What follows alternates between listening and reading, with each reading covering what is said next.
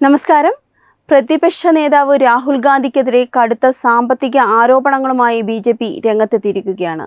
രാഹുൽ ഗാന്ധിയുടെ വിദേശ യാത്രകളെ ചുറ്റിപ്പറ്റിയുള്ള ദുരൂഹതകൾ അക്കമിട്ട് നിരത്തിയാണ് ബി.ജെ.പി. ദേശീയ വക്താവ് സംബിത് പത്ര രംഗത്തെത്തിയിരിക്കുന്നത്. കഴിഞ്ഞ 22 വർഷത്തിനിടെ രാഹുൽ ഗാന്ധി വിദേശ യാത്രകൾക്കായി മാത്രം ചെലവാക്കിയത് 60 കോടി രൂപയാണെന്നും എന്നാൽ ഇതേ കാലയളവിൽ ഇദ്ദേഹത്തിന്റെ ആകെ വരുമാനം ഇതിന്റെ 10-1 പോലുമില്ല എന്നുള്ളതുമാണ് ബി.ജെ.പിയുടെ പ്രധാന വാദം. ഒരു സാധാരണക്കാരനെ സംബന്ധിച്ചിടത്തോളം ചിന്തിക്കാൻ പോലും കഴിയാത്തത്ര കണക്കുകളാണ് സംബിത് പത്ര പുറത്തുവിട്ടിരിക്കുന്നത്.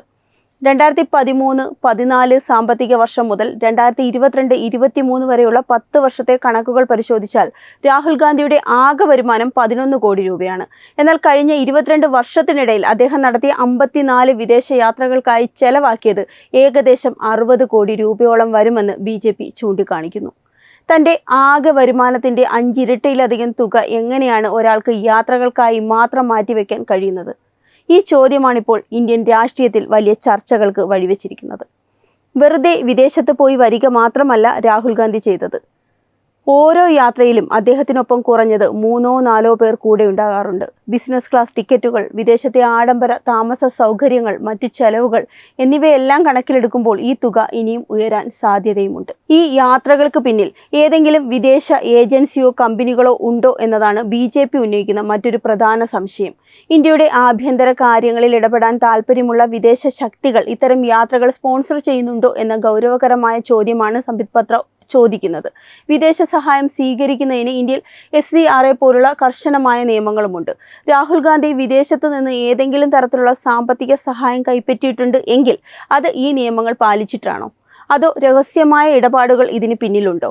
ഒരു പാർലമെന്റ് അംഗം എന്ന നിലയിലും പ്രതിപക്ഷ നേതാവ് എന്ന നിലയിലും രാഹുൽ ഗാന്ധിക്ക് ഇതിൽ വ്യക്തമായ മറുപടി നൽകാനുള്ള ബാധ്യതയുണ്ടെന്നും ബി.ജെ.പി. വ്യക്തമാക്കുന്നു.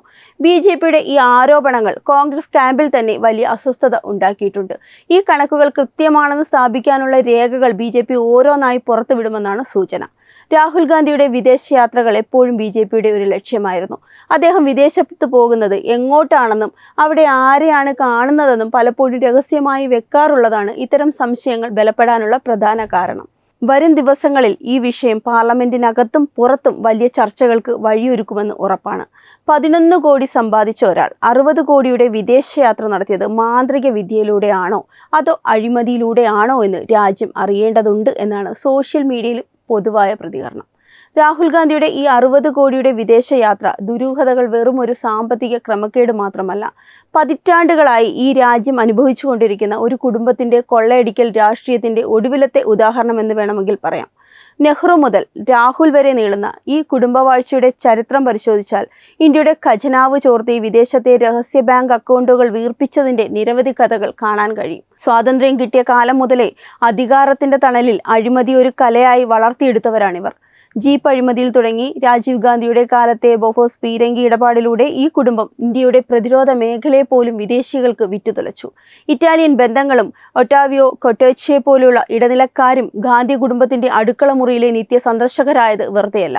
രാജ്യത്തിന്റെ സുരക്ഷയേക്കാൾ സ്വന്തം കീശ വീർപ്പിക്കുന്നതിലായിരുന്നു ഈ രാജകുടുംബത്തിന് എപ്പോഴും താല്പര്യം.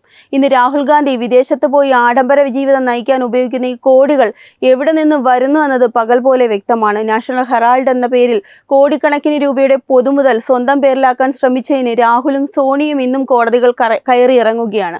സാധാരണക്കാരന്റെ വിയർപ്പിന്റെ വിലയറിയാത്ത വെള്ളി സ്പൂണുമായി ജനിച്ച രാഹുൽ ഗാന്ധിക്ക് അധ്വാനിച്ചുണ്ടാക്കുന്ന പണത്തിന്റെ മൂല്യം അറിയില്ല. 11 കോടി രൂപ മാത്രം വരുമാനമുള്ള ഒരാൾ എങ്ങനെ 60 കോടി രൂപ ചെലവാക്കുന്നു എന്ന ചോദ്യത്തിന് ഉത്തരം തേടേണ്ടത് ദുബായിലെയും ഇറ്റലിയിലെയും ലണ്ടനിലെയും ഇവരുടെ ബിനാമി ഇടപാടുകളിലാണ്. ഭാരത വിരുദ്ധ ശക്തികളുമായി രാഹുലിനുള്ള അവിശുദ്ധ ബന്ധം പലപ്പോഴും ചർച്ചയായിട്ടുള്ളതാണ്.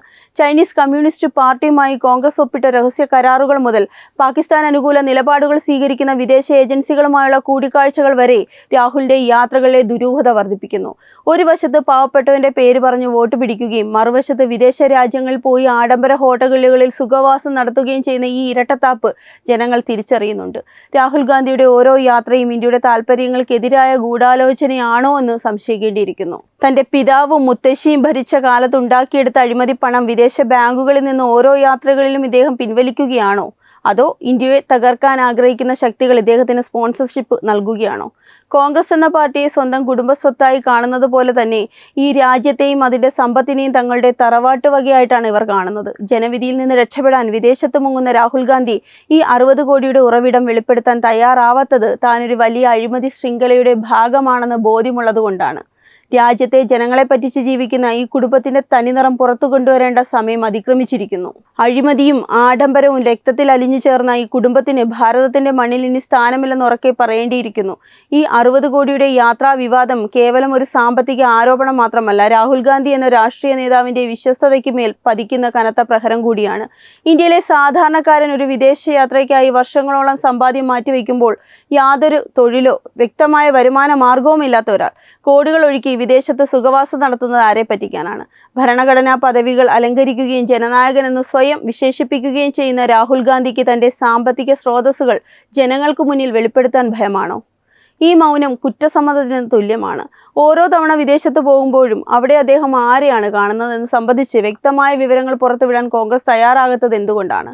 രാജ്യവിരുദ്ധ ശക്തികളുമായി ചേർന്ന് ഭാരതത്തെ തകർക്കാൻ ഗൂഢാലോചന നടത്താനാണോ ഈ രഹസ്യ യാത്രകൾ ഉപയോഗിക്കുന്നതെന്ന BJPയുടെ ചോദ്യം ഇന്ന് ഓരോ ഭാരതീയന്റെയും ചോദ്യമായി മാറിയിരിക്കുകയാണ്. നെഹ്റു കുടുംബത്തിന്റെ അഴിമതി പാരമ്പര്യം ഇവിടുത്തെ മണ്ണിൽ അലിഞ്ഞു ചേർന്നതാണ്. അധികാരത്തിലിരുന്നപ്പോൾ രാജ്യം കൊള്ളയടിച്ചവർക്ക് ഇന്ന് പ്രതിപക്ഷത്തിരിക്കുമ്പോഴും ആ കൊള്ളപ്പണം ഇല്ലാതെ ജീവിക്കാൻ കഴിയില്ല എന്നതിന്റെ തെളിവാണ് ഈ ആഡംബര യാത്രകൾ.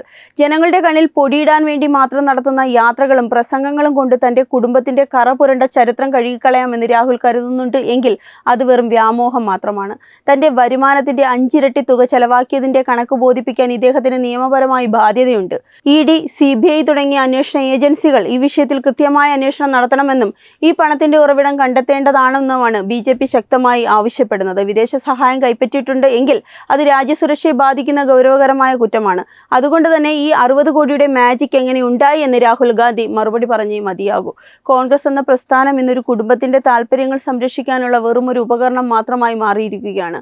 അഴിമതിയിൽ മുങ്ങിക്കുളിച്ച പഴയകാല നേതാക്കളുടെ പാത പിന്തുടരുന്ന രാഹുൽ ഗാന്ധിക്ക് ഈ രാജ്യത്തെ നയിക്കാൻ എന്ത് യോഗ്യതയാണുള്ളത്? ജനങ്ങളെ പറ്റിച്ച് കോടികൾ സമ്പാദിക്കുകയും അത് വിദേശത്ത് പോയി ദൂത്തടിക്കുകയും ചെയ്യുന്ന ഇത്തരം നേതാക്കളെ തിരിച്ചറിയേണ്ട സമയം അതിക്രമിച്ചിരിക്കുന്നു. ഭാരതത്തിന്റെ വളർച്ചയിൽ അസൂയ പൂണ്ട വിദേശ ശക്തികളുടെ കയ്യിലെ കളിപ്പാവയായി രാഹുൽ ഗാന്ധി മാറുന്നുണ്ടോ എന്ന് രാജ്യം സംശയിക്കുന്നു.